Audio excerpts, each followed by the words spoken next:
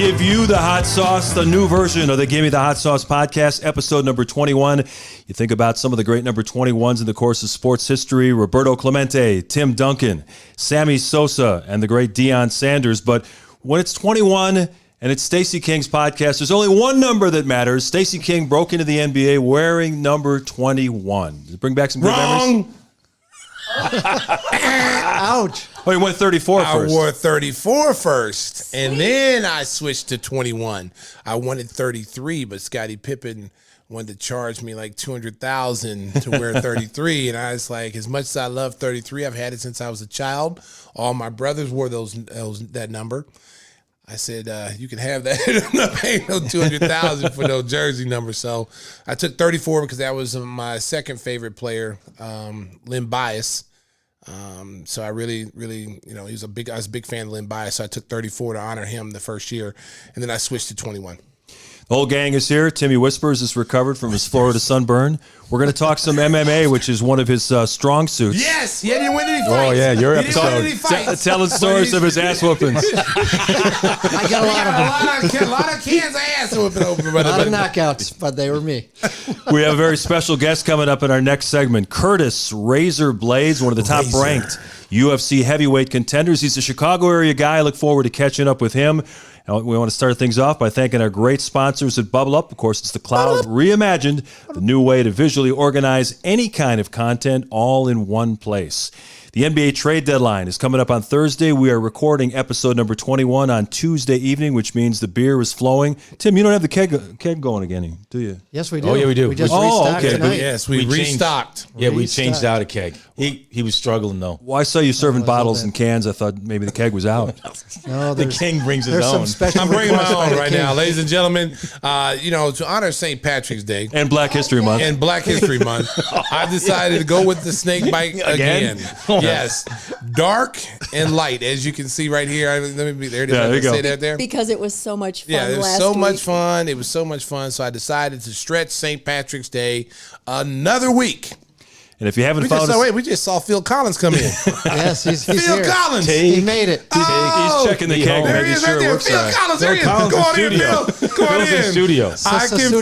feel it coming in the air tonight. Come on, Say- get him on say hi to camera. all the folks Get him on on YouTube. camera. He's got to come by you, Ken. Come over here. Come over here. Come on in here, Steve. No, come here, Steve. I want everybody to Everyone's see you. shy until the beer starts flowing. Oh, come on, man. Well, he didn't want to come. Phil Collins didn't want to. He doesn't Special like Phil guest Collins. in studio later, Phil Collins. Phil Collins. Yeah, we've got the show rolling on YouTube on a weekly basis now, so make sure to check that out. So hello, everybody on YouTube, and we're on all the major podcast carriers. We're also now in 39 countries. So, subtitles, I don't know how exactly it's translated, but it works somehow. Yeah, I mean, they're... Well, first of Who's all, playing the part of Stinger? That's what I I don't know. I don't know who's playing the part of that. How does that translate? Yeah, how does that translate? Who's playing Rondo. Timmy Whispers? Some guy in Finland is going into his bin looking for cards.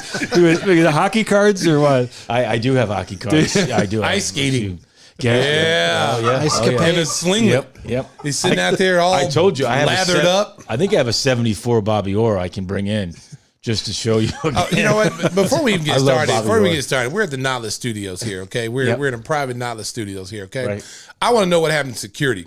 Okay, because Phil Collins just walked in. It could have been an assassination attempt. Where's our security? Do we have security? anybody out can there? just What happened to wander Frank in. Farmer? Did he I don't leave? know. Where's Frank Farmer? Yeah, where's our bodyguard at? Because you just can't have people walk in and out. We need security here. He was Wow. telling Stinger he had too much MCT oil. Yeah, you actually locked me out because I had to go. Was that you? Yeah, I was knocking on the door. Oh, I didn't know that was you. Yeah, I locked the door. Yeah, you did lock the Hey, door. listen, man, there's a lot of craziness going on out in the world, baby. I don't trust anybody. I'm locking doors. Well, we have Curtis Razor Blaydes. He can help us with security, right? Later. Well, unfortunately, he's on Zoom. So how's that going to help us? I don't know. Okay, by the time he gets here, Yeah, if we're under attack, we're all all done. over. It's all over. That might still work with Curtis. He might not even know the address coming from Zoom. What? Well, we're going to be talking mixed martial arts in our next segment. We start off with taking a look around the NBA. As we mentioned, the trade deadline is coming up on Thursday, and all of a sudden we're hearing a number of rumors involving the Chicago Bulls. So, of course, they made it pretty clear they're not going to trade Thad Young. He's so important to this team in terms of what he does on the court and also his leadership in the locker room. Heard yesterday that he stayed afterwards to talk to Kobe White and Wendell Carter Jr. just to keep their spirits up, saying, "I know you're coming off the bench now. Your minutes are limited a little bit, but you got to make the most of it. Don't hang your head." That's the mark of a good veteran. I mean, taking two young players over and letting them know, because they're a little down right now. Yeah. Their confidence is a little shaken. You can see it in the last few ball games. And I think they're pressing. I think they're pressing hard because they want to get back in the starting lineup. But the way you get back in the starting lineup, and you know this, Mark, and is that you got to execute. You got to go out there and you got to move the basketball, pass and cut, make the right basketball plays, and rebound the basketball if you're Wendell Carter Jr. Rebound like a mad demon. If you look at Daniel Gafford coming into games now, he's now realized, like, hey, in order to get some playing time to get in this rotation, I got to play defense and I got to rebound. I got to be big. And he's starting to get some minutes also. We mentioned our international coverage, or one of the top-ranked basketball podcasts in Finland. So all the folks in Finland, send some cards and letters to your friend Lauri Markkanen and cheer him up a little bit. He had a tough game against Utah the other night. He was 1 for 10, and Billy let him sit for a long time in the second half. I guess that's part of the growth process. This is Lauri's 4th year, but he's still a very young player. Lauri is right now has to find easier ways to score. He has to get back to cutting to the basket, dive cut to the basket, posting up, and he's kind of reverted back to just kind of floating around on the three-point line. I mean, he's shooting the three ball, a lot better than he did last year, but he's relying so much on that, and you can't do that. You gotta, you're 7 feet. Get offensive rebounds, get in there and post up, dive cut, because when you're playing with Thaddeus Young, if you cut hard, he's going to get you the ball. And those are going to be easy baskets. And so he's just got to get himself going. You're in a situation right now where you are a focal point in this offense. And every single night, you should count on yourself to be able to get 15 shots a night. You should get 15 or more shots a night if you're Lauri Markkanen. You're the second option behind Zach LaVine. You've got to get 15 shots a night. And in the game against Detroit on Sunday, which the Bulls won pretty easily, Patrick Williams, I believe, was 5 for 5. 4 of them were dunks because he did exactly that. He cut hard to the basket, got a pass, and was able to finish easily at the rim. Well, he's starting to play much more aggressive. I mean, even last night, I know he didn't have a good game, but he was aggressive offensively. And that's what they need him to do. They need him to be aggressive. Listen, he's a rookie. There's going to be ups and downs. You can expect that from any rookie, okay? It's the guys who've been in this league 4 and 5 years. Those guys should have already figured it out. Patrick is still trying to figure it out. So when he gives you a good game, that's a bonus. You know what I'm saying? He has the potential to do it consistently, but he's got to figure out the league. He's got to figure out, when he can get his shot, where he gets his shot, when to be aggressive, and all that's tough for a 19-year-old. But the guys who are, 23, 24, 25, it's got 4 or 5 years experience, you're not trying to figure out the league right now. You should already know.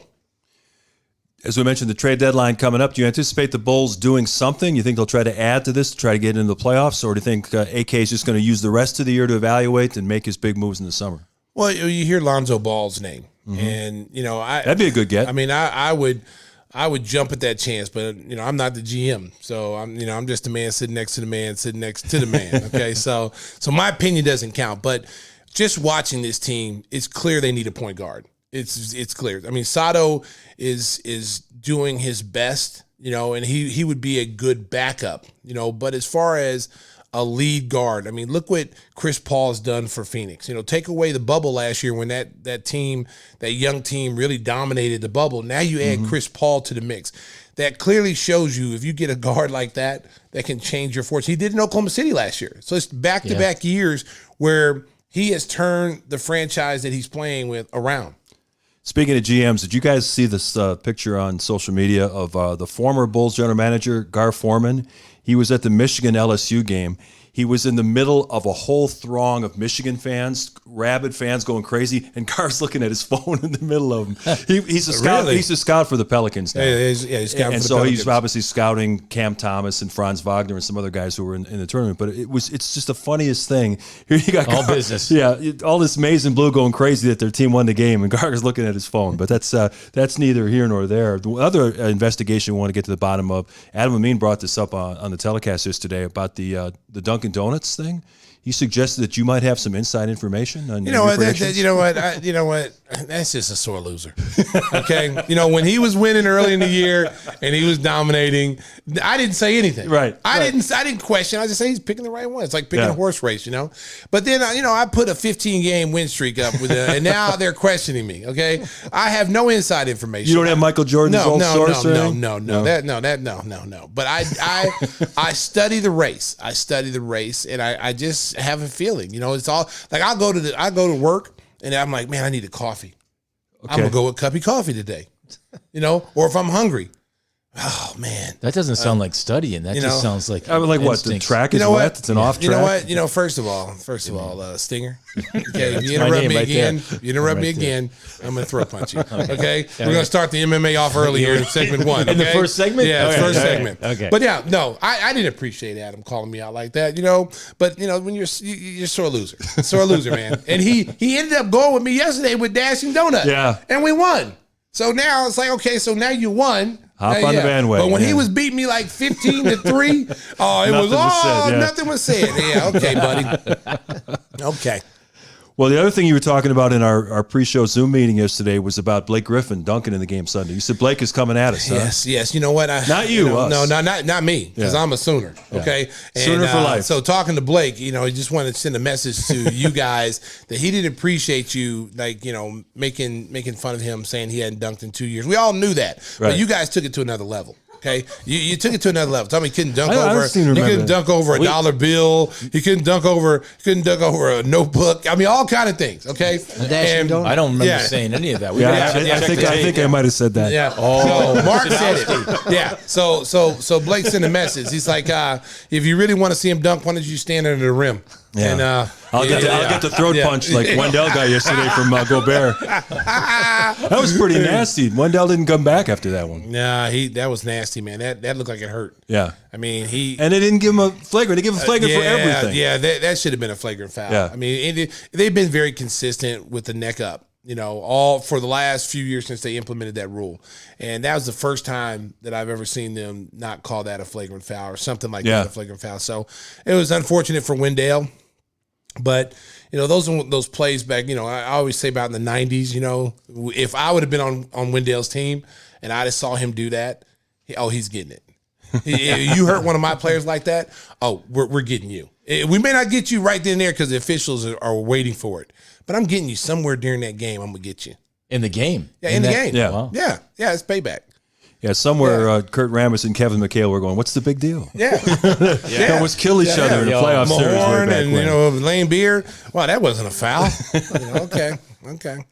Well, let's talk about the trade deadline coming up. There's a lot of reports that the Boston Celtics might be ready to do something big, and they probably should because Danny Ainge has admitted he hasn't done a great job as the general manager. They've got 2 All-Stars in Brown and Tatum, and yet I think they're a game under 500 as we tape. Yeah. They're just not playing well. There's reports that they may trade Marcus Smart, who had once been considered the heart and soul of that team, to Orlando in a package deal to try to get Aaron Gordon and Evan Fournier up to Boston. That'd be big for Boston. That would be huge. You're getting a guy who's about 24, 25 years old, younger, athletic, can guard, multiple positions, can shoot the three, shooting over 40% from the 3-point line. That would be a huge get for them. And then Fournier, who's, probably one of the most underrated 2 guards in the league, guy that can get to the basket, go through contact, score. He can shoot the 3. He can pass the ball. I mean, that would be a huge get because they got all those first round picks. Right. So, this is when those first round picks become like the golden tickets. And they also have the trade exception from the Gordon Hayward deal, so they don't have to match salaries, which makes it a lot easier. Well, it'll be interesting because they're coming to Milwaukee. Right, For a back-to-back, 2-game mini-series, so we'll see how they stack up. Yeah, and Milwaukee's hot. What do they won, 8 in a row now? Yeah, they're 8 in a row. And they Giannis last They night. destroyed Indiana without Giannis. It was amazing. Well, how many threes did they make in that game? Oh, a ton of them. They made a ton. They were had just 35 assists. 48 points in the first quarter. Kind of makes you wonder about the whole MVP thing, which is up for grabs now Hey. that LeBron James is out probably for 2 or 3 weeks with that high 22 ankle sprain. threes, I believe. Yeah. Well, I'm going to tell you right now, it was my first look at Utah last night. Yeah. And I was highly impressed with them. They shot, they shoot the 3 ball probably the best I've seen this year. and consistently shoots the 3 ball. Yeah. I mean, you've got Joe Ingles shooting over 40% from the 3-point line. Donovan Mitchell is a stud. Like, he can get his shot anytime he wants. He can handle the ball. He can pass. They shot better from threes than they did twos. And that was, we were looking at the stats, we're like, oh my goodness. Then you got a rim protector in Rudy Gobert who missed a triple-double last night. He had double-digit points, rebounds, and missed a block by 1. And they put him back in to try to get that 10th block. Yeah, Man, yeah, that was, yeah. and he was questionable going into the game, and they put him back in to try to get a triple-double. Well, it's no worse than what LeBron did. He stayed in the game after the ankle sprain. You turn your ankle. You're supposed to be out. Got to get my 10 points. You got to get your double-digit points to keep your streak alive, and then you limp off into the locker room. Now you're out for like a month. But the stats don't matter. Nobody's looking at it. No one's playing for stats. No one's playing for stats. It was 24 threes last night. I just double-checked for the And Drew Holiday finally looked like the guy Milwaukee that they were hoping to get when they made that. They gave up a ton to get Drew Holiday. He had 14 assists, 28 points. What did I say, though? Giannis didn't play, right? Yeah. Okay. Drew Holiday got to be a point guard. Yeah. Exactly. Drew Holiday got to get everybody involved. We talked about that. Was the difference. Yeah. And if you're the coaching staff, you should be looking at this. Yeah. Because most people would think, well, Giannis is not going to play. They're going to get blown out. Okay. No, they're not. Yeah. No, they're not. Because now you got a point guard.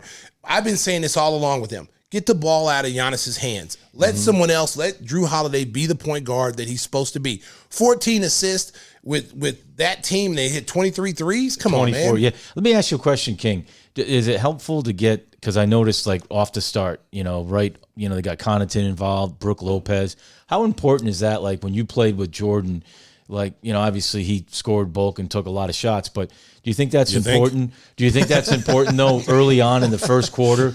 Does that help guys that aren't to get them involved early? Well, what we always try to do with Bill Cartwright is establish the post early. Get the ball inside, run the offense through Bill, and get us going a little bit, and then the offense takes care of itself, because MJ could get his shot anytime he wanted to. But there was other guys, Paxson, BJ, everybody had, a more difficult time getting shots within that offense, because there's a lot of movement, a lot of screens, and MJ would break the offense. He would break the offense and get his shot. But we couldn't break the offense and get our shots. So that was harder for all of us. Even though we could get our own shots, we couldn't just get the ball and just go, where MJ could do that, Scotty could do that, and the rest of us had to run a structured system and, 5 touches. Right. Okay, I'm in position to score now. That was new for me because coming from college, I shot almost every time I got it. That was like a black hole. I'm not going to lie. That ball came inside. We heard that from the Grants. Yeah, Harvey Grant told us that. Yeah, Harvey, Harvey shouldn't even be talking trash because he was the other black hole. There was 2 black holes in that paint. If that ball came into any part of that paint, that shot was going Didn't he compare him to Jordan at one point? Yeah, he did. You know what? No, he was comparing me to Jordan with the way I scored. Okay? I'm dropping 49, 50 on people, okay? So he was comparing my skill level at the college level scoring-wise, okay? All right, so I just want to clear that up right there. Not being a black hole or a ball hog. And I'm not saying MJ is a ball hog because I got 3 rings. Yeah, right. So he's doing something right. But I ain't going to lie. Didn't Phil and Tex have to kind of go up to Michael and go, hey, we're going to run this triangle, but it's okay if you catch the ball in the mid post and you do whatever you want. No, they had to sell it to him. He wasn't really gung ho about it in the beginning because everything always went through him. And what they did to him, they broke it down to him and said, Michael, your way's not working. You're not going to get past the first round by doing this by yourself, taking 35, 40 shots, and no one else is involved. We've got to get an offense that gets ball movement, player movement, gets everybody involved. See, back in the day when you played, you used to have like they used to call it the parking lot. So they take 2 non-scorers and put them on the opposite side of where the strong side is. So if you had the ball on the right-hand side, you take the center and the power forward and make them go above the 3-point line to try to get the defense away. And they call it the parking lot. And so that's how Jordan used to play with like Corzine and all those guys. And that's why he had so much space to move is because there was guys basically in the stands. Just sitting over there. Hey, Bender, can I get a beer? Michael's trying to score right now. I'll have some popcorn and a hot dog. I'm out of this play. Yeah, he's not in the play. And so then you would hear guys like when I came in the league, we learned the triangle together. And so, so when other teams had the parking lot situation, you'd hear him go, hey, those are non-players. Don't worry about them. Non-players? Those non-players, trap the ball. You know, that's what we would say. But the triangle, we all learned it together. And it was resistance at first. It was resistance. And, you know, but Phil and Tex convinced Michael he was going to be a much more efficient scorer than he's ever been. He's not going to have to work as hard to score 35 points as he did before. And it was true. He was much more efficient. He got higher percentage shots. And the movement, I mean, you could post him up. You had him at the top of the circle. There were so many different plays that you could put him on the floor where he could attack from. Stacey, you're on a basketball team at any level that lost 20 games in a row? The Houston Rockets snapped a 20-game losing streak this year. No, I never. I know you played for the Timberwolves, and that was. Hey, no one remembers that. Don't tell me. I don't even remember that. Put that out of your mind. PTSD right now. You see, I'm over here. I got my jerseys over here, my championship jerseys. He got 3 I only rings recognize the Bulls right now. Okay, I don't know about Timberwolves, but I was on a bad team.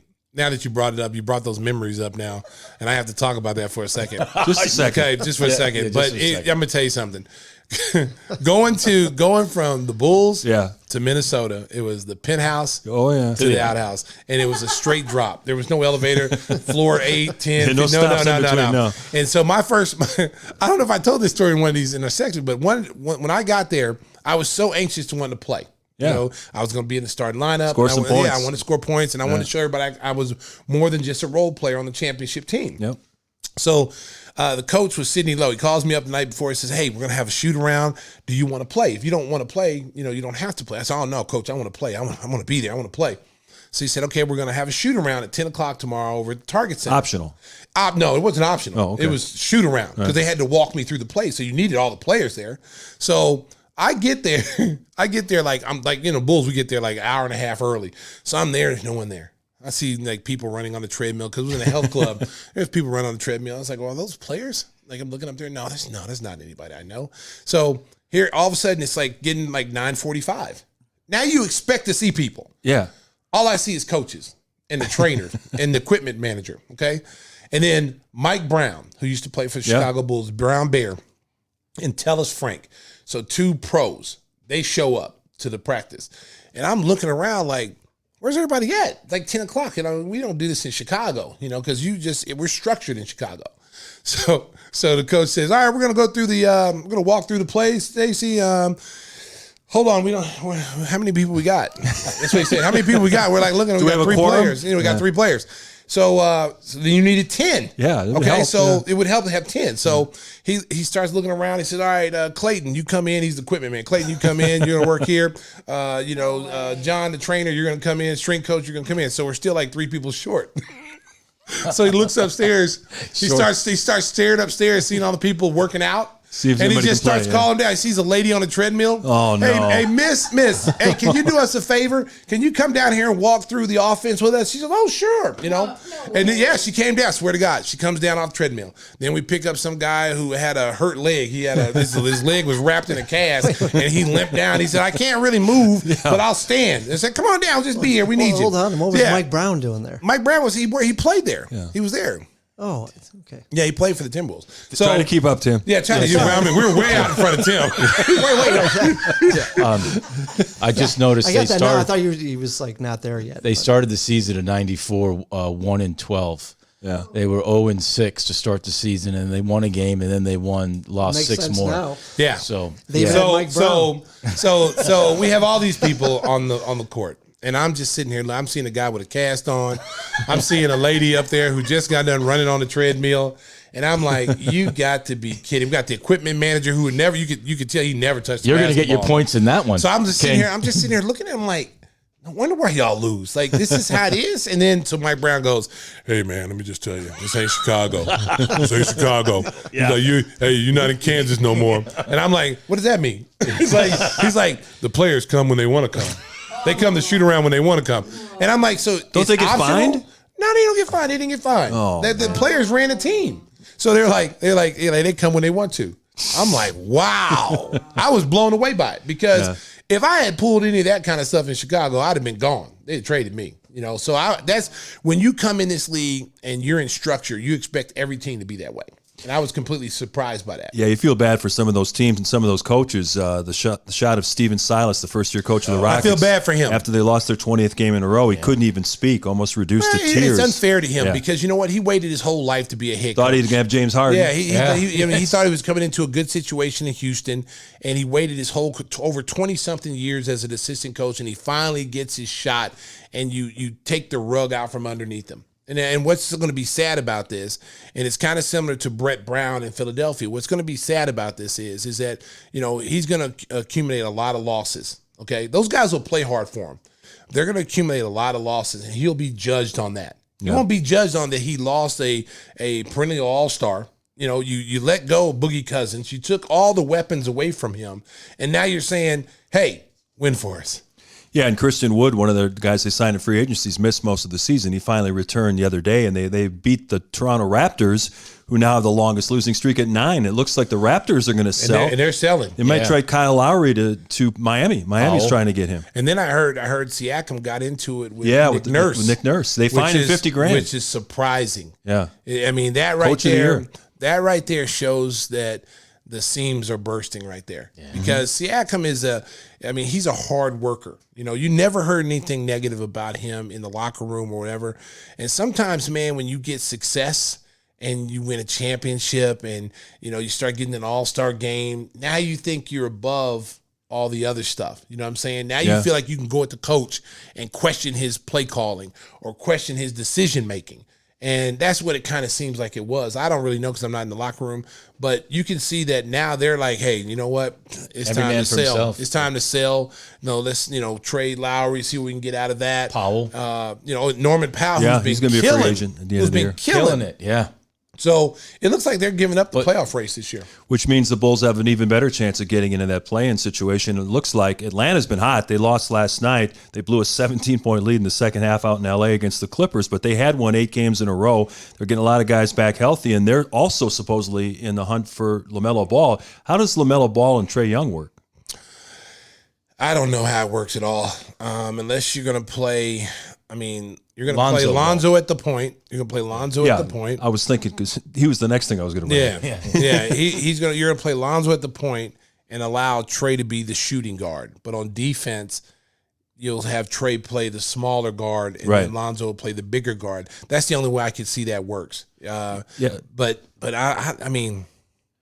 I don't see how that helps Atlanta, to be honest with you. They'd won 8 in a row since the coaching change with Nate McMillan taking over. I know you talked about that in the broadcast yesterday about what a good coach Nate McMillan is. Really, I thought it was unfair that he got let go in Indiana. Coach of the year. They made so many changes to that roster. A lot of those guys have been hurt. They picked up Chris Dunn. I think he still hasn't played for the Atlanta Hawks. I forgot he was on the roster. Yeah, he's still there. And they brought in Rondo. He's not playing much either. So John Collins could be moved as well. He's another guy that's in the trade rumor. Listen, teams are going to do what they want to do. Just my opinion, because I watch so many basketball games, and it's so hard to get talented players. And when you get them, sometimes you gotta let them grow and mature. You know what I'm saying? Yeah. You can't be so anxious to move them. John Collins, to me, is going to be a future all-star. He's going to be a guy that's going to be kind of like Karl Malone to me. He reminds me of Karl Malone. He's a physical, he's athletic, he runs the floor, he plays above the rim, he blocks shots. And when you got that type of player, man, you got to let those players develop and mature. And now that you got a good coach there that can put it all together, and get them to play a certain way. Obviously, Nate McMillan knows what he's doing. They won 8 in a row. They won 8 out of the last 9. So he's gotten Trae Young to play a different way because, Trae was playing pretty much free. He was out there just shooting from wherever he wants, pull up. And that frustrated a lot of the players. You're coming down and he can make the shot, but is it a good shot? Because you can make that shot, is it a good shot taking a 30-footer 2 steps past half court? And I think that frustrated a lot of people. And I think Lloyd Pierce, the coach before Nate McMillan, allowed it. And I think it caused problems in the locker room. Sometimes general managers can get in their own way. They just bring in too many players and they create this glut at certain positions. They signed Danilo Gallinari as a free agent, who's, to me, is just a middling kind of player. So they overpaid him to bring him into free agency. So now they're like, well, we got to play him, which means it cuts into John Collins playing time. And now they're thinking, well, we paid all this money to Bogdanovich and all these free agents. agents. We can't afford John Collins, which is crazy. Well, and this is why certain teams in the NBA stay at a certain level. Yeah. They can never get past a certain level. And, when you have talented young players, listen, all these people who are holding on to these first round picks, they know how important these picks are, okay? That's why they're scouring the draft, trying to find players, okay? Tell me who at the college level right now at the power forward position is better than John Collins. I can't think of a power forward. I mean, that's if you better. can No. think, we're looking at the tournament. Now, granted, it's a totally different tournament with COVID, whatever. But of all the games you've seen this past weekend, name one big player you said was, oh, man, he's awesome. I like the kid from USC, Evan Mobley, but he doesn't shoot it like John Collins. No, but there is nobody in college basketball better than John Collins right now. Agreed. And that's what baffles me about these teams. Same thing with Lonzo Ball. Lonzo Ball is a tremendous point guard. Okay, is he? I think now he gets a bad rap because of what his brother's doing. Everybody sees what his brother's doing and say, well, that's what Lonzo should have been. No, Lonzo is doing what he does. He's not flashy. He's not like LaMelo. LaMelo was a flashy player, and he's exciting to watch. It's like a Ferrari, and then you got the Ford truck. The Ford truck is going to start no matter what. Reliable, 365 days a year. That's Lonzo Ball, and he's going to run your team. He's a pass first, pass second, pass third point guard. He can defend. He's a two-way player. He makes his teammates around him better. And so now you got Zion Williamson, and then you've got what's the kid? Brandon Ingram. Brandon Ingram, yeah. Okay, so you got three legitimate kids that could be all-stars. Both the other two are all-stars. Lonzo could be an all-star. You got a nice core group there. Now build around those guys. And they're still in their rookie deals, except for Ingram. The other two on their rookie deals. Build around those guys. And LaMelo Ball, unfortunately, broke his wrist. He had surgery today. They said he's going to be reevaluated in 4 weeks, but most likely he's done for the season. Has he played enough games to still be Rookie of the Year? Yeah. Yep. He's dominated from the start. Yeah, I agree. I think it's, 41 games he's played? Yeah. Yeah. It'll be the least amount of games played for a Rookie of the Year candidate. I think Patrick Ewing was the leader up until that point, like 50-something games. But in my opinion, he's been the class above everybody this year. Regardless if he plays the rest of the year, he's been the top rookie. Yeah, the top draft pick, Anthony Edwards, now starting with the new coaching staff in Minnesota. He had a 40-point game recently. He's starting to come on a little bit. Of course, Tyrese Halliburton in Sacramento's doing well, but I agree. I think LaMelo Ball, even if at 41 games. He elevated his team to a playoff caliber. Big time. They went from a team like not even supposed to make the playoffs to a top 14. And a rookie starting point guard. Woo! You don't see that too often. And he energized the whole franchise. People want to watch that team. They're on ESPN now. They're on national TV because of this kid. And you know what? He's got a flair about him that you gravitate to him. You watch him play, and it's like even if he's not scoring, he's doing other things. He's rebounding. He's getting steals. The passes, I'm telling you, it's like Pete Maravich reincarnated. Mm-hmm. Some of the moves that he does, he's coming down full speed and he's looking one way. He'll throw it between his legs and a bounce pass to someone, and the defense is completely fooled. Just an unbelievable passer. Yeah, tough. King correctly predicted that. Lamar, That's right. Yeah. And you're right. Thank you. Patrick Ewing had 50 games in his rookie year. Thank you. I appreciate you pointing out those that I said that LaMelo Ball was going to be good. Will he be back, you think, or is he done? They said they'll reevaluate in 4 weeks, but I doubt it. They might hold him out. They might hold him out. Well, since we're talking about a fractured wrist, it's a perfect segue for our next guest, who's busted up a lot of people in his life. Curtis Razor Blaydes. We don't want to keep him waiting. He is next on Give Me the Hot Sauce.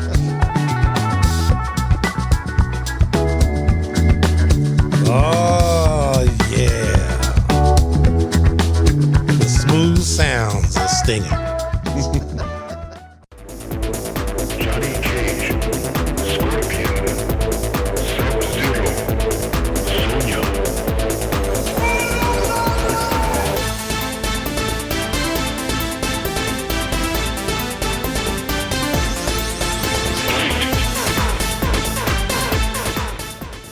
Now entering the octagon from Chicago, one of the top-ranked heavyweights in the UFC, Curtis Razor Blaydes, our special guest on episode 21 of Give Me the Hot Sauce. Curtis, welcome to the show. Tell the folks a little bit about your background. Obviously, you wrestled, you played football in high school, and now you're one of the stars of UFC.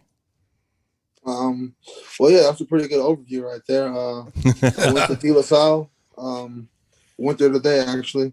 Went to go talk to a bunch of my old teachers and my old coaches. I went there, graduated in '09. I won state in '09. Then I got a scholarship to go to Northern Illinois University. I wrestled there, redshirted, messed up my grades, lost my scholarship. Then ended up going to Harper, which is a junior college up in Palatine. I wrestled there for 2 years. I won JUCO Nationals in 2012. And I was going to go to an NAIA school to continue my wrestling, but again, didn't get in my transcripts in a timely manner, missed the enrollment period, needed some type of activity to stay in shape. Because I still planned on wrestling at a university, but I started to fight September 2012. That was my first amateur fight. I won that one in about 10 seconds. Wow. I haven't rewatched that video in a while, but it's pretty fast. Yeah, get it done quickly. Yeah. And then after that, I kept doing it. My plan was just to keep fighting until I lost. And then I won all my amateur fights. I went 8-0 the amateur. Then I decided to turn pro. May 2014. I won that, my pro debut. That was over at the pavilion, the UIC pavilion. And then I kept winning, and then I went 5-0 on the regional circuit. And then I got the call from the UFC April 2016, and I made my debut and been in the UFC ever since then. I'm gonna tell you what, for our listeners, you guys got a chance to hear his walkout music when he comes in to fight at the UFC, which is Mortal Kombat. And I'm just gonna be honest with you, okay? By playing that music, I was ready to choke some people out in here. I seriously, I was hyped. I mean, I was ready to just put somebody to sleep. Okay, and I don't even know how to do it, but I was willing to do it, Curtis, because that music. So I can see you when you come into the ring, because I watch a lot of your fights. I can see what gets you in the mood, gets you ready to go in and put a beating on somebody with them elbows and that ground and pound, lethal ground and pound. And for our listeners who are not UFC fans, this is one of the top 5 heavyweights in the world. This is not a guy that's trying to work his way up from the bottom to the top. He's already done that. He is a top 5 heavyweight in the world. Will be fighting for a title at some point. There's a big title fight this weekend. 2 guys that you're going to be looking closely at, Stipe and then the big Francis Ngannou, the Nigerian nightmare. So what's your opinion on that fight, and who do you think is going to win? I think it's the right fight to make based on the rankings, based on what they both have on their resumes. And I'm going with Stipe. I believe that the game plan he used in their first fight a couple years ago, it worked to perfection. Why change up the game plan? I think he's going to use his boxing defensively. He's going to use his range, get to Ngannou's hips, put him on the floor in the first round, and then rinse and repeat. Just do it over and over and over until Ngannou breaks and he either gets the TKO or finds a submission. Now, my question to you, because you say, Stipe is going to stay with his same game plan. It worked for him flawlessly. Do you think that Ngannou is going to make any kind of adjustments in his game, because he's never had a wrestling? He's always been stand-up. He's trying to get you out of there as quick as possible.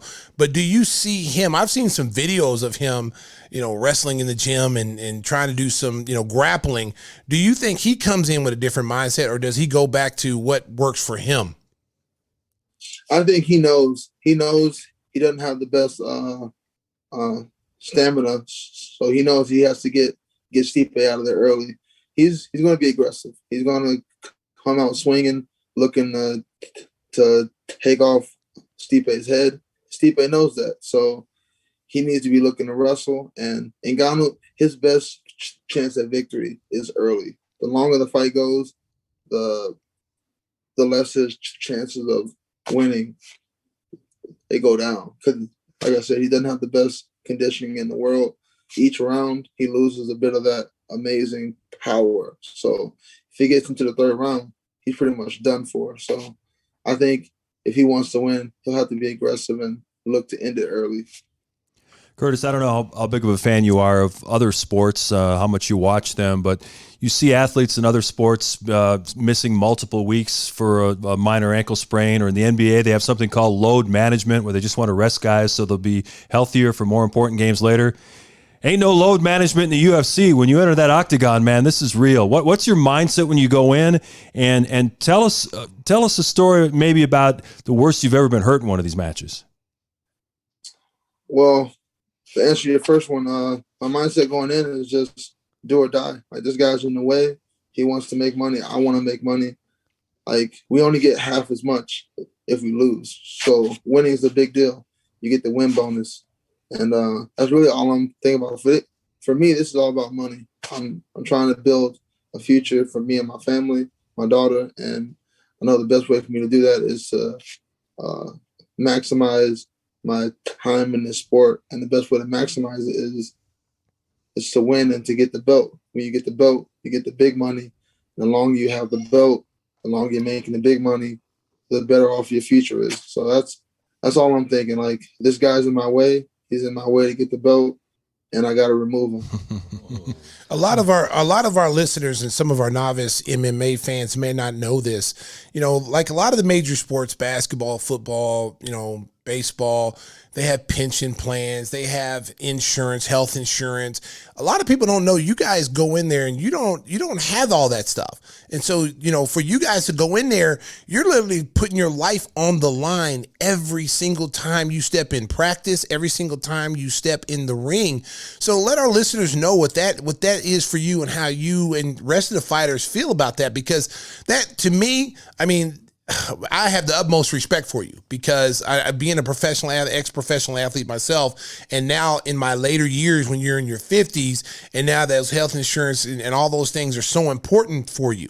You know, you guys don't have that, and it's really sad because you guys make a lot of money for the people who you wrestle for and you fight for, and it's really sad that they don't have some kind of plan for you guys to after fighting. Yeah. I mean, it is unfortunate, and I do think it's something that I'd like to see get addressed, but hopefully it happens in my career. But if not my career, I definitely think that's something that'll be addressed in the next generation, because as the money grows in the sport, the guys at the top, they'll start to realize we'll get a better product when we invest or into our athletes, just like all the other sports you mentioned, like NBA, MLB, NFL, NHL. They invest into the athletes and they get a better product. Like, when your athletes don't have to worry about having jobs on the side or having to pay for their own health insurance, it relaxes their mind, puts their mind at ease, and they're able to really just focus on their sport. A lot of guys have jobs outside of the UFC. I used to have a job, but then I earned a better contract to the point where I don't have to have another job. I know a lot of guys that train with me, they have jobs on the side. They go to practice, they go to work, and that's a lot harder than just going to practice and then going home to recover and to hang out, which is what I get to do. But I'm blessed. Not everyone's in that position. And one day in the future, I would like all the guys that do MMA. This is a very brutal sport on the body and on the mind. I would like for all the guys all women and guys that fight, I'd like for them all to have that peace of mind and not have to worry about, like, I hurt my ankle today, but I still got to go to work. Or I wish I don't have the money to pay for this right now. I have to wait till after the fight. I'll be happy when everyone in the UFC doesn't have to worry about those outside influences, those outside like stresses, because it gets to you. It affects your performance. It affects your training, and you don't want that. But for a lot of guys, that's not an option. They don't have the option to not go to work. They got to do what they got to do. And yeah, just hopefully one day it won't be that. It won't be like that. Well, Mr. Blaydes, I have huge respect, and we have similar starts but different outcomes. I did judo. I started off in judo at Harper College, and then competed in judo in college. Then did some MMA later on in years. Got knocked out by Arlovsky. That didn't work out so well either. but nonetheless, I want to ask you a question. As you look at your fight plan coming up in the future, if you were up against Olenek and he's got that from the ground on his back, Ezekiel without the gi, have you planned on defending against something like that when you face him? Well, I've actually already gotten a chance to fight Alexei Olenek. Did he I try fought to him pull that on you? in November of 2017 in New York at Madison Square Garden. And he didn't get a chance to implement much of his jiu-jitsu. I did take him down a few times, but I was able to avoid those tricky positions where he's able to take advantage of guys. I was able to avoid those, and I beat him on the feet, and I got the TKO in the second round. But he does have a dangerous Ezekiel choke. He's got a lot of sneaky, he's a veteran. He's got a lot of old man moves. Yeah. Like Denzel Valentine, huh? Oh yeah, yeah. So there's a lot of big money fights in the heavyweight division. It's gotten really interesting now that John Jones has moved up to the heavyweight division. Supposedly he's going to get the next title shot, whoever wins this one. But I mean, there is some serious money fights for you on the horizon. You got Stipe, depending on what he does. You've got Nagano. You could go with Derek Lewis again. I mean, there's some really good fights for you. Which one really, you look ahead, really interests you the most? I mean, if we're talking about just the money, just the dollars, John Jones. Because when you have the belt, you get a percentage of the pay-per-view buys. So, if I were to get the belt and then to fight John Jones, he would bring in a lot more buys. So I would get a lot more money off that. So, yeah, John Jones, he's the money fight for heavyweight. What do you think about John Jones going after the whole attitude about that he's the greatest and not really happy about, what I'm talking about? That's all about perception, because I do believe that John Jones is a GOAT. But me too. I agree too.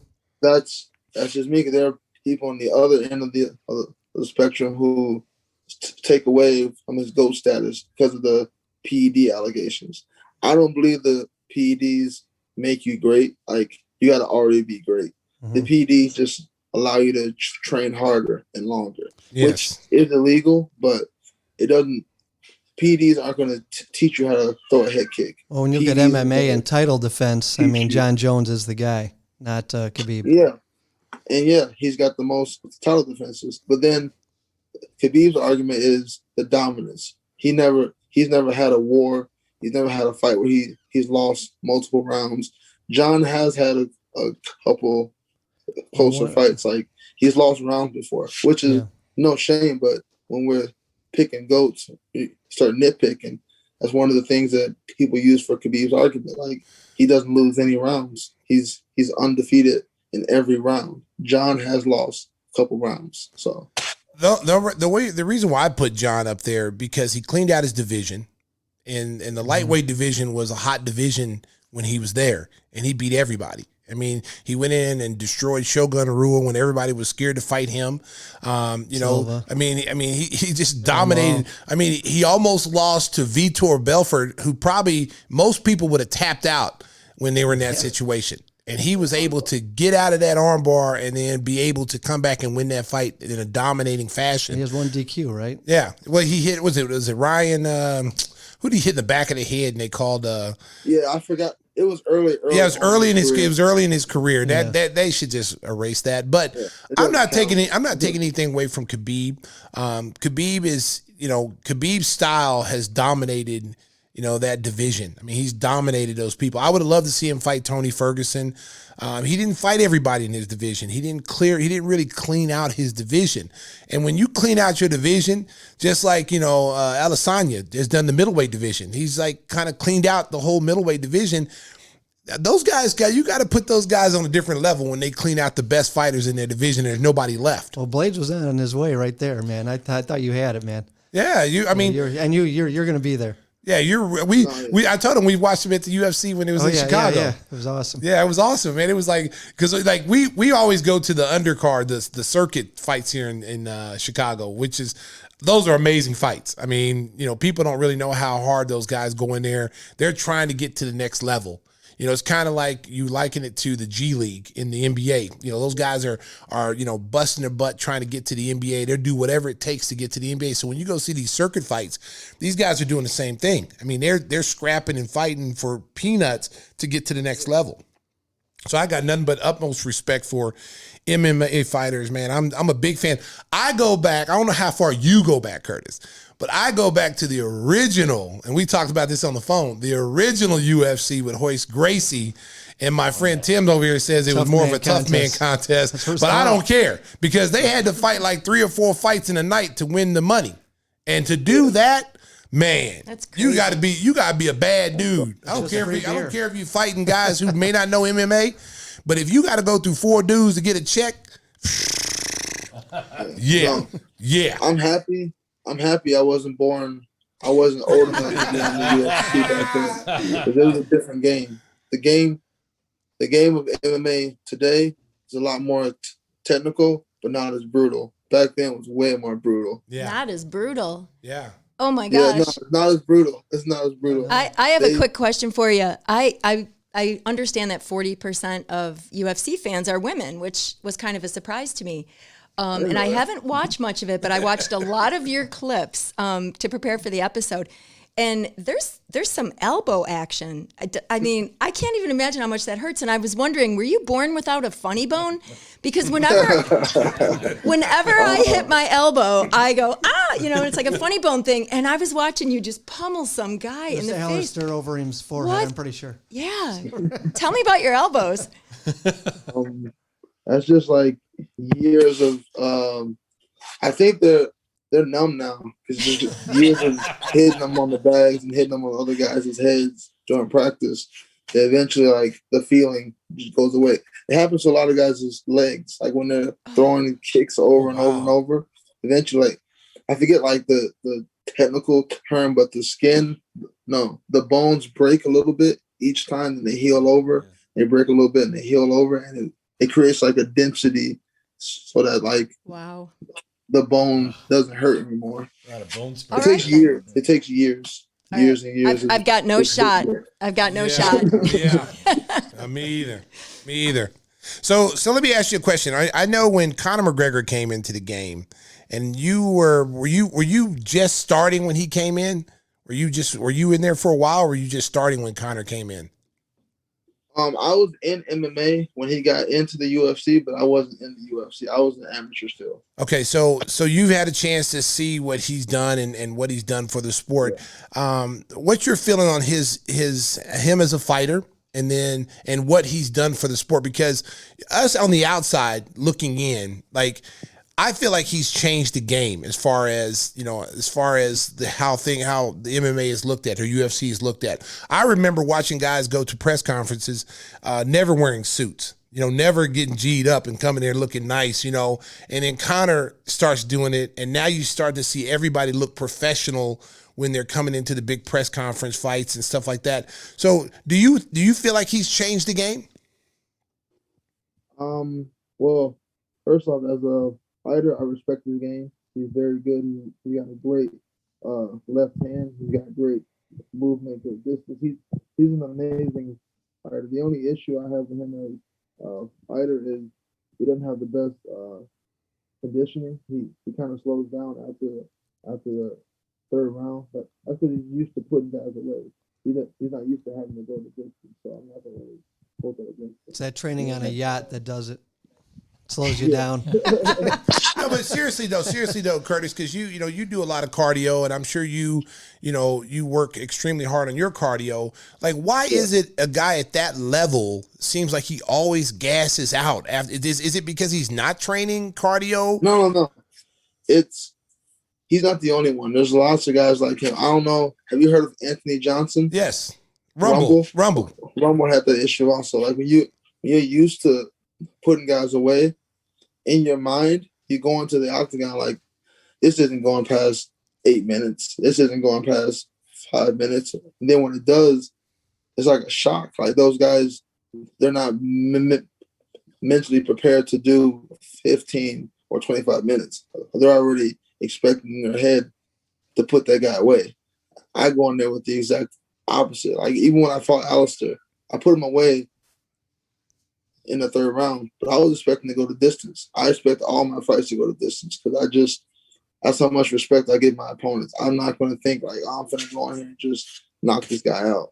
That's disrespectful to the training he's already put in. And I hope my opponents don't envision that against me because that's disrespectful to me. Like, you're not, like, yeah, it might happen, but for you to expect it, that leads you to your downfall. And I think that's one of McGregor's issues. He believes he's going to put you away early, and he doesn't expect you to last that long. When you do, it's like it throws his whole game plan out.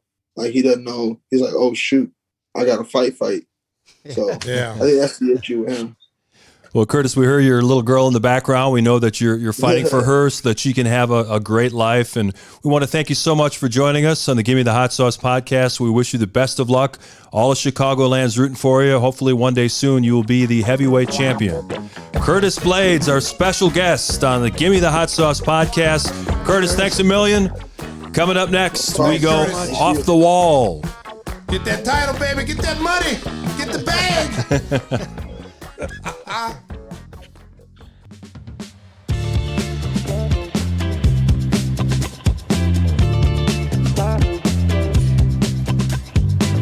We are back. Time to take Gimme the Hot Sauce off the wall. And if you really want to go off the wall, Stacey was talking about giving his brothers figure 4 leg locks. That had to hurt. Yeah, since we just got off that episode with Curtis Blaydes and we're talking about, wrestling. Yeah. Wrestling. Speaking of singlets and oil. Yes, we didn't do the singlet and oil like John. But No need. But we used to do all the wrestling moves that you saw on TV. Yeah. So Ric Flair was one of my favorite wrestlers. So he had the figure 4 leg lock. And I used to try to put it on my brother all the time. The claw, Fritz von Erich's claw. I used to try to put on, but I never drew blood like Fritz did. Fritz always drew blood from somebody's head because he squeezed their head so Wasn't hard. that fake blood? Listen, man, don't ruin a kid's dream. Okay, it looked real to me. It looked real to me, buddy. Okay, Did you get your brothers to tap out, or they yell uncle, or how'd that work? Nah, there was no tap out. He got out of it every time. I never could lock it in. He's pretty athletic. Did you ever eat the turnbuckle like George the Animal Steel? No, no one did all that. That's not something the Kings did. And Tim, you didn't issue a challenge to Curtis when he was on the show. I was waiting for that. I was a little out of my league. Yeah. He did not want to see Curtis Blaydes. But Came out of the gate calling him sir. I was like, yeah, he called him sir. Oh, yeah, And Tim is older than him. Yeah, Yes, he must. sir. Yes, Mr. Blaydes, sir. He thought it was a Sidney Poitier movie, To Sir with Love. Oh my see, God. You see where the pain I'm coming from? Now, Man. you actually fought a heavyweight that you were giving like 40 pounds in your bout? Oh, no, that was the Chicago Open. I got my ass kicked. Well, how much weight were you That was giving not a away? professional, by the way.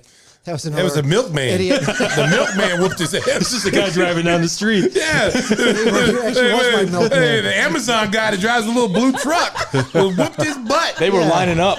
Yeah, we were talking in the driveway. He says, maybe I'll join on Sunday. I'll see you there. That's what happened. You talk about selling mixtapes out of your trunk. They were charging admission to go in and kick Tim's ass. Man. wasn't Hudson Flow, I'm gonna bust your ass. Listen, I give Tim credit, though. He tried. Yeah. He tried. He went out there and did his best. He took a heel to the face. And, Jeez. hey, the guy Ain't tried, no man. breaks here. He was just trying to break things so it toughen up his elbow. He's lucky he didn't break his neck. That's why he's lucky he didn't break his neck. Yeah, they told me, go back to drinking beer. You're better at that. Yeah. They said, hey, man, why don't you just go grab a ring card and just walk around the ring? You're going to be the first man ring card guy. Oh, man. Seriously. There's no danger in being a ring man. Ding, just walk around. ding. I think walk we're around, done. Yeah, just walk around with a ring card. We now have Tim walking around with a ring We card. can't do much more than that. So we're Except for Ezekiel on Stacey. Oh boy.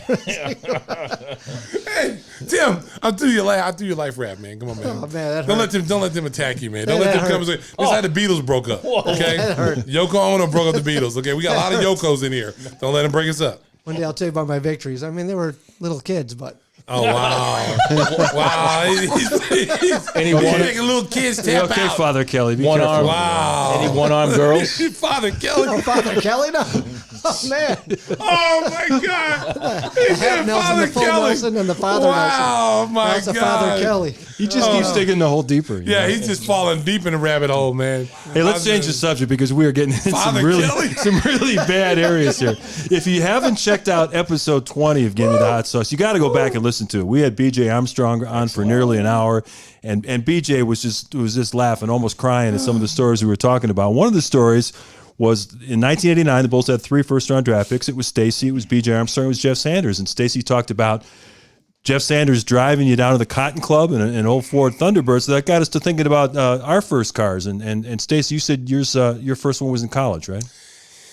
Yeah, I wasn't lucky enough to have a car in high school like some of you people. Not a trust fund. No. I was riding the school bus, the big yellow school bus, top 25 player in the country, riding the school bus with a Hunt Club shirt on with the collar ironed up. Okay, that was me. Okay, hey, it's tough. It's tough.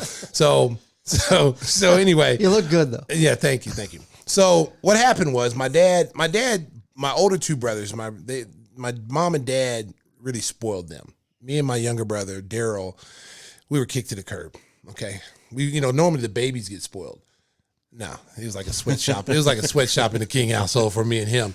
So my 2 older brothers, my parents helped buy cars. And they had the sweetest cars, man. So as a boy watching my older brother, he had a GTO, red GTO, man. It was the muscle car. Real sweet. I mean, fast, vroom, like that kind of car. So it's really nice. And then my other brother, Lamont. Your other brother, Daryl. No, there's only one Daryl. My first brother is Gregory. Listen, where I really interrupted when I'm telling the story, it's gonna be. I'm getting ready to put. I'm getting ready to put you to sleep over here. Okay. So anyway, before I was really interrupted by Mark Chanowski over here.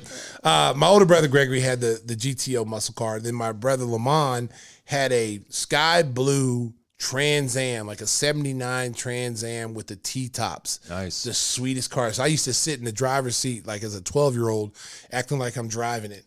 And just like, because we got hand-me-downs when we were kids. So whatever your older brothers couldn't wear anymore, they passed them down to me and my younger brother. So I thought they did that with the cars. And Didn't work that way. Yeah, I thought it didn't work that way. It did. So I didn't get the car. So anyway, so my brothers trashed their cars. They wrecked their cars, whatever. My parents was like, I'm never doing this again. I'm not doing it. So when it was time for me to come through the ranks and I was, ready to get my car, my parents said, you got to work.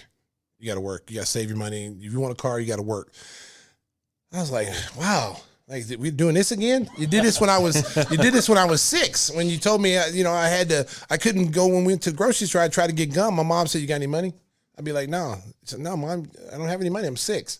You got a job? Oh, no. Oh man. No, Mom, I don't have a job. I'm 6. So I had to go cut grass and work to get money to buy gum and stuff when we go to the grocery store. So it was no different when I turned, 17, 18 years old. So it was like, you got to go work. So I'm like, all right, cool. I'll go work. So I worked my dad was military, he's retired drill sergeant. So I worked in the summer on the Army base, washing pots and pans and dishes. And, I wanted the cool job where I couldn't cook, but I wanted to be a cook. I probably would have burnt the food up. I was just eating cereal at the time. I didn't know how to make pancakes or bacon, any stuff like that.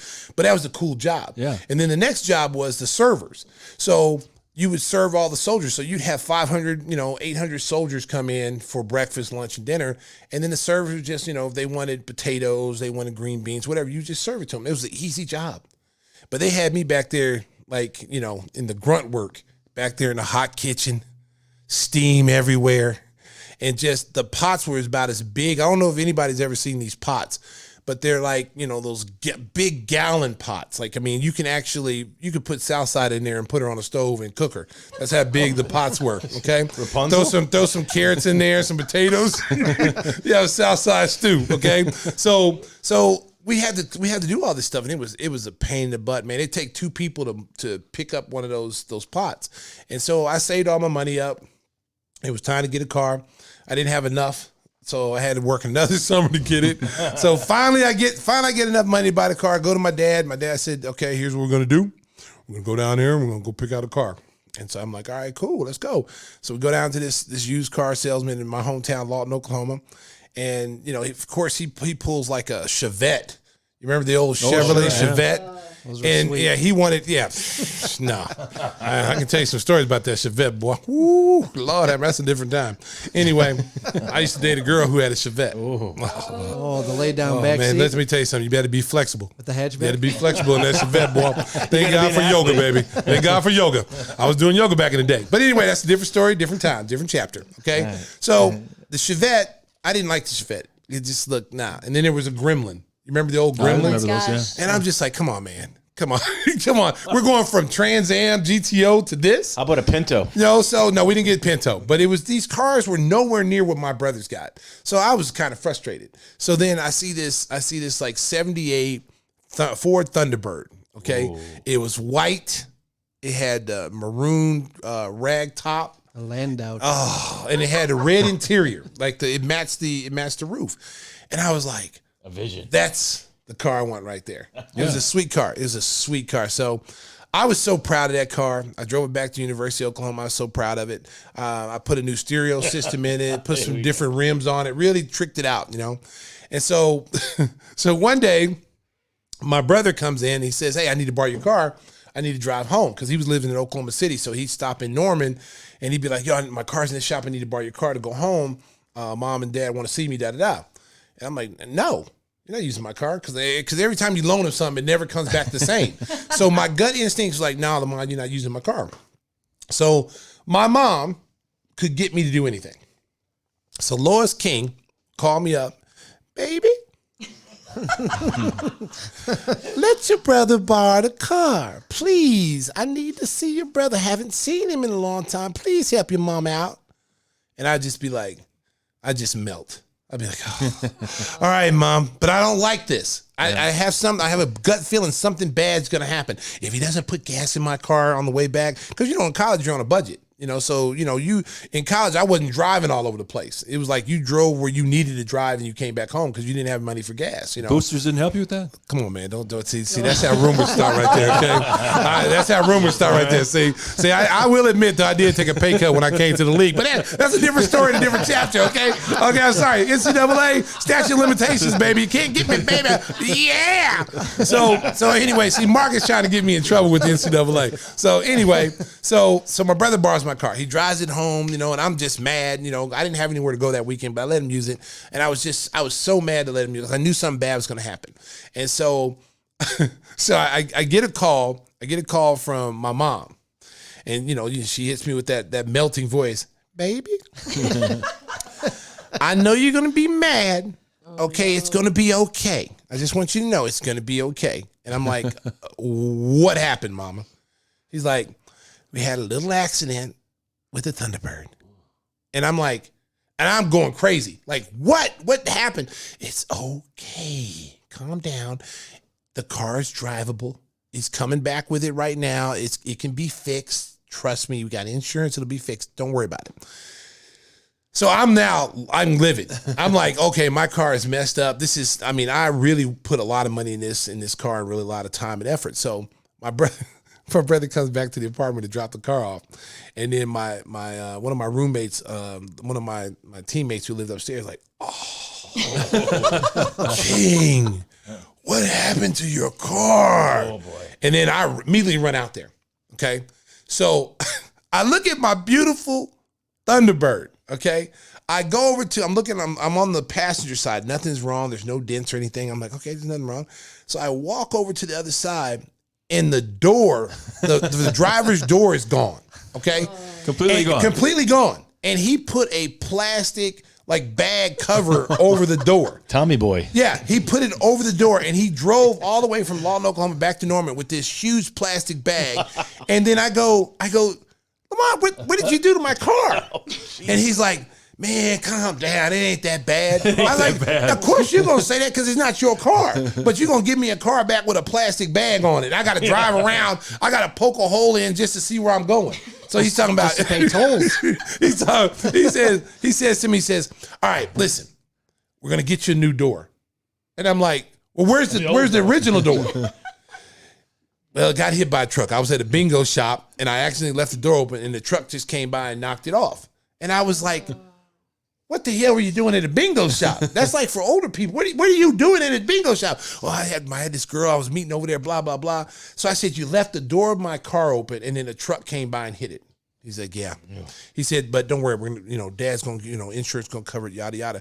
But you just got to drive like this for a couple of weeks. And I'm like, man, I'm not driving this car. But I ended up driving. I cut out a hole, make it look like a window, so I could actually see. You had to get in on the passenger side and slide in. Yeah, man. And if you took the curb you took a turn too fast, you're liable to fall out the plastic. The Visqueen Cruiser. So I had to literally like slow down when I took corners because I could actually fall out. Could you have a passenger in that front seat with you? Yeah, I mean, come on, man. Back in those days, we used to ride in the back of pickup trucks going to baseball games. So you think a little plastic gonna stop us? Well, I don't know if you had a date in the front seat. And hey, listen. You know what, man? You do what you got to do. Okay. Okay. If she wants to go out to dinner, she'll get in that car with the plastic bag. Okay.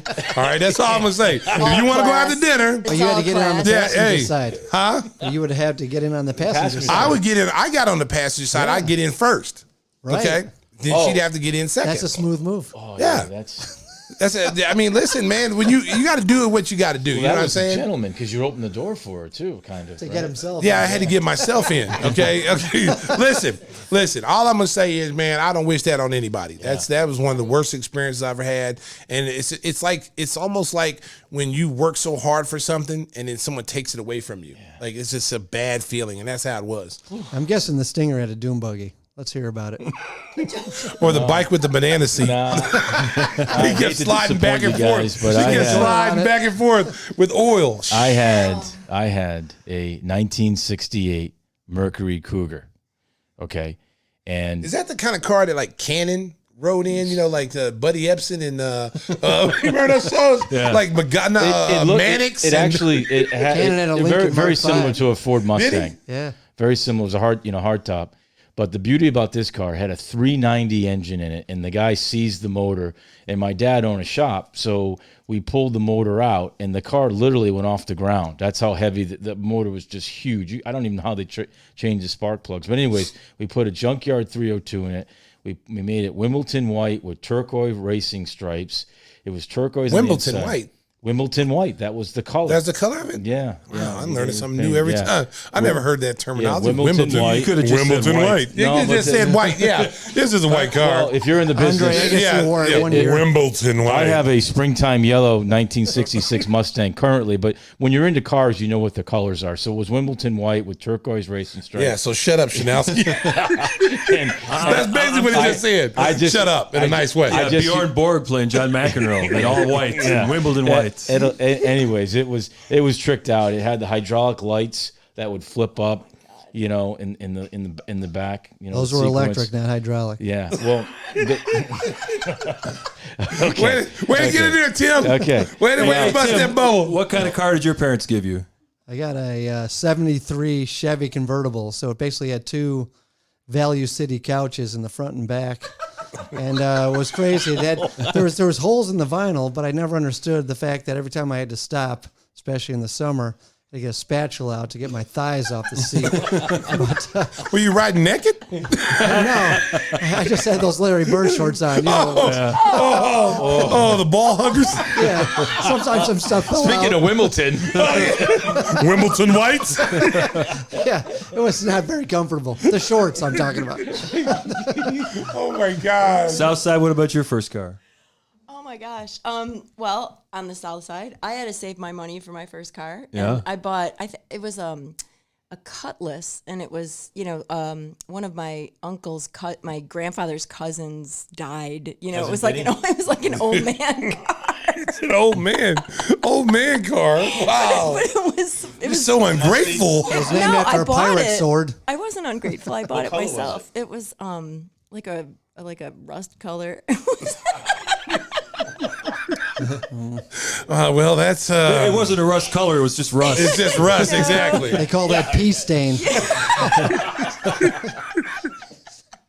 John, you invoked the name of the famous Ford Pinto earlier, and that was the car that famously would explode in a rear-end collision, which was always nice. My first car was its slightly upgraded cousin, the Chevrolet Vega. The Vega, which was very similar. Vega. And I didn't know how to drive a stick shift, but that was what I could afford. So I got this with the manual transmission. So here I am trying to learn how to drive this, which was a lot of fun. And we lived across from a neighborhood tap in Milwaukee, and they're everywhere. There's corner bars everywhere in Milwaukee. Sure. So, you kind of had to maneuver around to park the car in the back. So if I knew I was going back out, I'd park the car in front, just knowing I was going to go back out. So it was in front of the house, and all of a sudden somebody knocks on the door and I go, I hate to tell you, but somebody hit your car.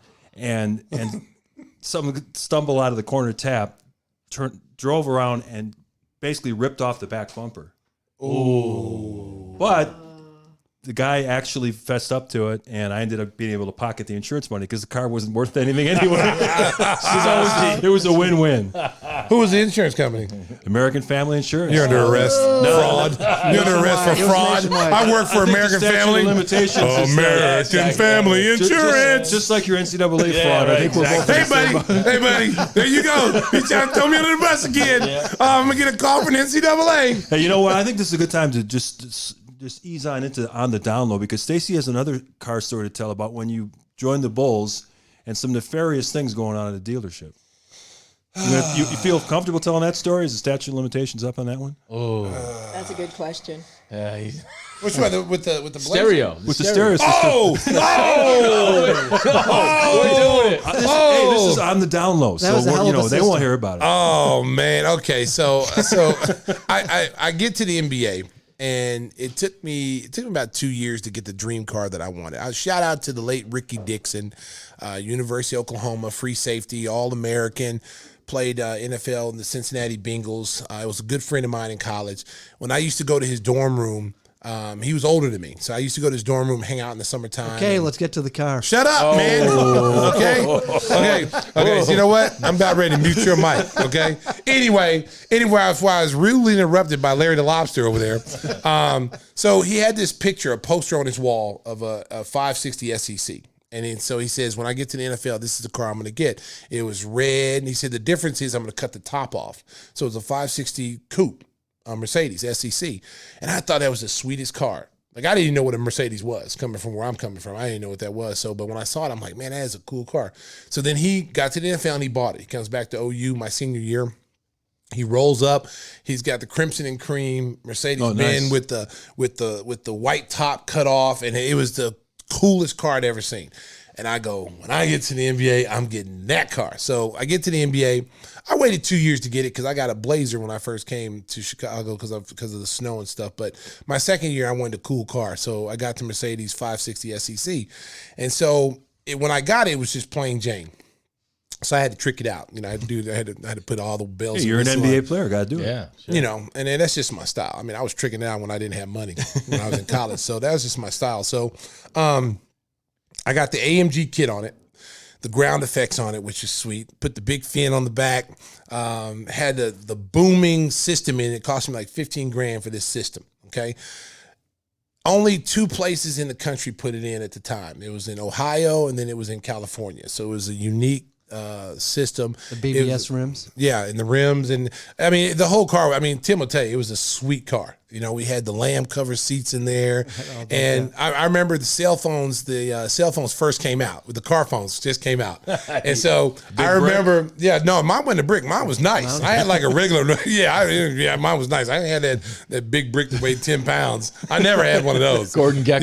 Yeah, exactly. The one you could use as a weapon, smack somebody in the head with it. So I remember getting this phone in my car with this stereo system. And the first thing I did is call my mom. Okay. So I call my mom. You driving? No, I'm parked. Don't interrupt me. So I'm parked. Did she use the voice? Baby, yeah, I'm gonna tell you what she said. So I'm calling. Ding, ding, ding. So this is my first long distance call in my car. First call from my car. So and she goes, hello. And I said, Mama, guess what? And she said, baby, what are you doing? And I said, I'm calling you from my car phone. Wow. And she said, she goes, what? A car phone? You got a phone in your car? And I go, yes. It's cool. I can call you. And I said, this is so awesome. I can call you. And it was so cool until I got the bill. Ooh. Yeah, when I got the bill, that's when I realized it wasn't cool anymore because it was like, that's when it was expensive. 3 times like, more. Yeah. It was like, man, you're talking like for 1 minute, it was like $30. So I'm like, you remember seeing that commercial? Happy holidays from the Hendersons. Remember that commercial? When they couldn't talk. Remember that one? Yeah. That's how it was. I love you, mom. Gotta go. Click. So it's like 5 seconds worth. But it was awesome. So this stereo system I had in there. It was very expensive. It was unique and it had a joystick. Everything was controlled by the joystick. So like if someone would have broke into my car, the car would call me on my cell phone and I could actually talk to the people in the car and say, hey, you're in my car right now, right? And the person would be like, they'd be scared. Like, where's this voice coming from? You got 5 seconds to get out that car. I'm coming out with some hot lead right now. I'm in the trunk. Yeah, I'm coming right now. And so if that ever, it never happened. No one ever broke into my car until I take my car in, I go to, I'm not going to even say the dealer's name. Yeah, you probably don't want to do that. Yeah, but I took it out over in Highland Park. That's all I'm going to say. It rhymes with. Hush! Don't say anything. Don't say anything. So I take it over there, and so the guy tells me, I said, I'm going out of town. I'll be gone for a few days. Is it okay? It's going to be here. He goes, oh no, it'll be secure lot. I said, look, man, you got to keep it inside. He goes, oh no, don't worry about it, Stacey. We'll keep it inside, yada yada. So I'm like, cool. So I'm going away. I'm at a Mercedes dealership. I feel confident, Normally I go to Motorworks, but Motorworks is so far out the way. So I'm like, I'll just go to this place. So I go to this place, I leave, I go on my trip, and I come back and I call when I get back to Chicago. I said, hey, can I pick my car up? Yeah. Because my car, that particular car of mine was always in storage during the winter. So it never saw the snow. It never saw, if I saw rain, I made a U-turn and went back in the garage. That's how much I love that car. So I called this person up. I said, hey, can I get my car? I'm in town. I want to come get it. And it's summertime, He's like, we're still working on it. And I'm like, it was just in there for a tune-up, oil change. I mean, what are you talking about? He's still working on it. Yeah, how long does it take? He's like, we'll call you back. So like a couple days passed, and I kind of forgot about it. A couple days passed. And then, my wife's like, well, where's your car? You're going to go get your car. And I'm like, oh, damn, I forgot about it. I got to call him. So I called the guy up and I said, hey, can I get my car? It's like been, longer than it should be there. Yeah, let me call you back. So that's the second time when someone tells you, let me call you back, that's when you know something is wrong. Ooh. So I got in my car. I drove up to Highland Park. I went to the dealership. I said, now what's wrong with my car? So the guy goes, well, Mr. King, we got some bad news. And I said, okay, like, what's the news? And he's like, we got some good news, we got some bad news. Which one do you want to hear first? And I said, well, what's the good news? Because I hate to hear the bad news first. What's the good news? Well, your car's here. It's here. It's here. It's on the lot. It's here. So I'm like, okay, that's a good thing. I thought he was going to tell me it was stolen or something. That's a good thing. I said, what's the bad news? Well, we had a break-in this weekend, and they broke into your car, and they kind of stole all the stereo equipment out of it. So I said, what? What? Like how? What? How in the world does that happen at a dealership? Okay, where was the car? Was it parked out on the street? Yeah. Like outside in the front of the dealership? Yeah. Wasn't it like inside like I asked you? Well, we had too many cars and we had to move some cars to the outside. So I said, well, where was my car parked at? So they said, oh, we had it in a secure lot. And they had the big fences and with the barbed wire. Yeah. So I said, so you're telling me that someone on the outside jumped over a barbed wire fence, got over into your lot. No other cars were broken into but mine. Okay, so that right there told me it was an inside job. I mean, I don't have to be, Cannon or Barnaby Jones to realize that was an inside job. It wasn't Rockford Fire. Yeah. So the guy was like, well, no one would do that here. I said, dude, I go, you're telling me there's 20 cars out here and my car was the only one that got broken into. So now I started doing homework. So BJ tells me, he said, hey, King, I saw your car over at the... So he says, he goes, I thought I saw your car over at the car wash because he got, he was over getting his car detailed over in Highland Park. And he goes, but the license plates were different because I had NWA on my plates. And He was like, "But that's why I didn't think it was yours." But I kind of walked around. I was like, "Man, that's Stacey's car." It just changed the license plates. So that's when I knew something happened. So what happened was somebody in their business took my car off the lot, switched the plates so that they wouldn't recognize that it was gone, drove it off somewhere to some chop shop, and they completely gutted out my whole stereo system. They took the bass and everything out of the trunk. I mean, everything was gone. And the crazy thing about it was they couldn't even use it. It was a waste of time trying to get it because that particular stereo system, if you don't know what you're doing and you don't know, it's not like everybody could have put that system in. There's only 2 places in the country that did it. And you would have to either go out to California or Ohio where I got it done to get it done. So whoever got it was just a wasted thing. But they just, they tore my car up. And then they try to tell me, well, we're not responsible. Too bad your phone didn't call you. When they were Somebody stealing the stereo equipment. Hey, you know what? Hey, you know what? Hey, you know what? Hey, you know what? I didn't have the keys, buddy. Okay. And since you want to be a smart butt over there, okay. So they try to devalue the cost. When I told them how much it cost, showed them the receipt. There's no way a world stereo system costs this much. I said, yeah, if you're walking around with an 8-track tape, yeah, your course is not going to cost that. But this is a superior sound system. Here's the receipt. You can call the company. This is what it costs. So we literally were fighting this, and then they had the nerve to tell me to read the service paper because they always have something on the end of the paper. Yeah, we're not responsible. You can't even see unless you get a magnifying glass to read it. Gray font. Yeah, and it says it'll say something like, if you don't pick the car up within 24 hours after it's done, we're not responsible. So they try to use that route. So then I had to tell them, must I pull your man and take him to court and put him on the stand and have him tell you that the general manager told me that my car was safe here, that I could leave it here? Do I have to do that? And then basically they had to pay for it. So to end the long story, I ended up getting my stereo system put in. It cost them more to put it in the second time than it did the first time. It was like $21,000 to do it. So the motto of the story is you should have gone to Motorworks. Yeah, Looking for a sponsor. Motorworks of Barrington. You know what? The moral of the story is stay there with your car, and then when it's done, take it home. Don't leave it longer than what you have to leave it there. That's the moral of the story. Absolutely. Well, we were going to talk about a lot of things, but the show is going a little bit longer. It's going longer? So, you know what? People can take their NCAA brackets, they can ball them up and throw them in the basket because 8 out of 9 Big Ten teams are out. We thought Illinois might make a run to the Final Four. They got knocked out by Loyola. Sister Jean maybe taking more of the national spotlight as the Ramblers have a pretty open path now to get to the Final Four. Rambling man, yeah. I don't see anybody beating Gonzaga. No, I'm sorry. They beat your Sooners yesterday. I didn't go to Oklahoma. I'm sorry, I don't know what you're talking about. Hey, denies any knowledge. I went to Gonzaga. We won. That's all I'm gonna say. Yeah, the mean streets of Norman, Oklahoma. Hey, listen, man. I didn't go to OU. Stop saying that. Okay. All right. I told you I went to Gonzaga. We won. We're also going to have to table John's talk about his hockey cards. We'll save that for next week. Thank God. We'll also talk more about some childhood games next week. Yeah, because we do have a wiffle ball challenge out there when it gets a little warmer out.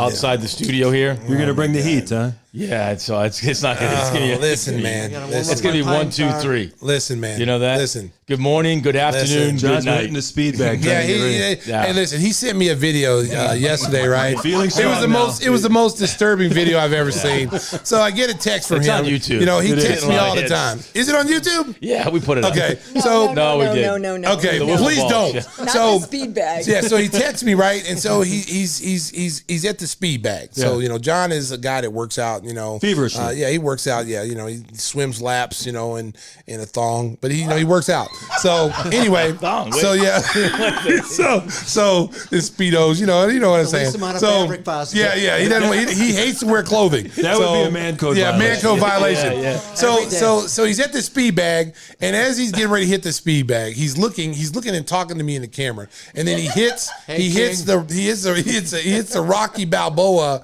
Eye of the Tiger.